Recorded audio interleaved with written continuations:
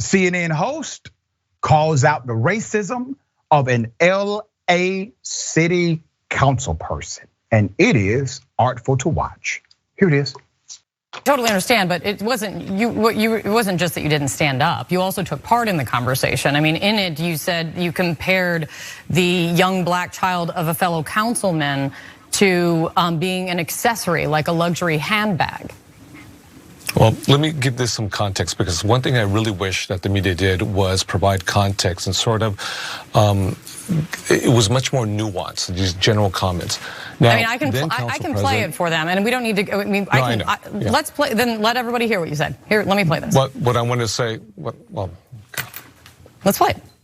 The one here does get it, the dog. Lo trae así during Black History Month, lo lleva al council y lo pone acá en el. Remember, lo trae con hilo. It's an accessory. When we do the MLK parade. Just like when they used to have those statues in plantations. Yeah, like when Nori brings her Goyard bag or the Louis Vuitton bag. Yeah, I mean, you have said in subsequent interviews, and you say you're profoundly sorry that you have failed in leadership and accept responsibility. But what exactly was the mistake that you made that you are apologizing for? Well, obviously there was I shouldn't have said what I said, because it was actually a comment. I was criticizing actually Councilwoman Nuri Martinez for her penchant for luxury handbags. No, Councilman, that's not what you were doing, Mr. de León. You were being racist. Now, we covered this when it first happened. So if you remember, there was a conversation, multiple council members involved, as well as some advocacy leaders that were involved in this very offensive, very racist conversation that had real world impact, not only on their careers, but keep in mind, they were going to pass legislation based on their bias. That was the conversation, which is a miscarriage, obviously, of their particular duty. This is not how it's supposed to go. Now, Kate would also ask, hey, why have you not resigned? Here it is. Every leader involved in this scandal, either including the now former council president, they've all resigned or are leaving because of the mess that this has created. Why are you not resigning? I know you say you still have work to do, but other members, the points that the council members are making still today about this whole thing is that they say that the city cannot heal if you are still there. And one member saying that your continued presence on the council is causing severe and ongoing harm.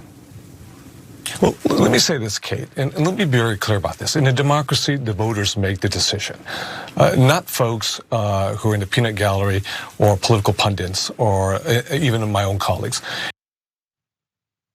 That's your answer? Okay, so you engage in not only racist rhetoric, you are willing to engage in policy dynamics and make policy decisions based on your racial bias. You get caught in this supposedly off-record conversation. It gets exposed. And you tell the world you take full responsibility. That's what Kevin de León said. I take full responsibility. But you have not, sir. You have not taken full responsibility. Let me tell you what has been damaged here. I'm an advocate for the Black and Brown coalition. Still an advocate for that today. You and your colleagues harmed that relationship. That relationship, sir, is bigger than you. And if you had any sense of nobility, you would understand that.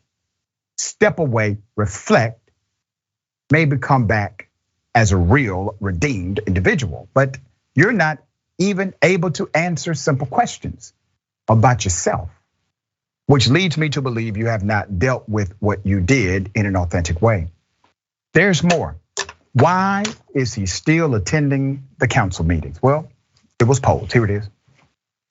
Are you surprised by the reaction of the council members who left in protest, and also people in the community who are clearly still very upset and not over this scandal? Well, good morning, Kate. Unfortunately, I wasn't quite surprised by a handful of individuals who serve on the city council with them walking out. Obviously, it's unfortunate, but nonetheless, I came on Friday to get back to work. There is in the city charter, it does say that an office becomes vacant when an office holder is absent from the city without the consent of the council for more than 60 days. Your attendance on Friday to that council meeting was, depending on how you count it, either exactly the 60-day mark or just before. I know you said you wanted to return to get back to work, but is that also why you showed up, in order to avoid a fight over your seat? No, because today, for example, we have a council meeting, and I'll be attending the council meeting today as well. Come on, man. Come on. You went to the council meeting to avoid or to stop their ability to then basically remove you because you were inactive. So we know exactly why you went to that particular council meeting. And listen, just a few days ago, he went viral for this. Here it is. You're on tape making fun of a colleague's young black child when there's a racist conversation that's occurring. That colleague, who's a fellow Democrat, now still considers you, and his words are, a vile racist, is how he puts it, Councilman. You've been absent from the committee since October. The council meetings have been shut down multiple times over this scandal due to community members protesting and the committee not being able to operate the council.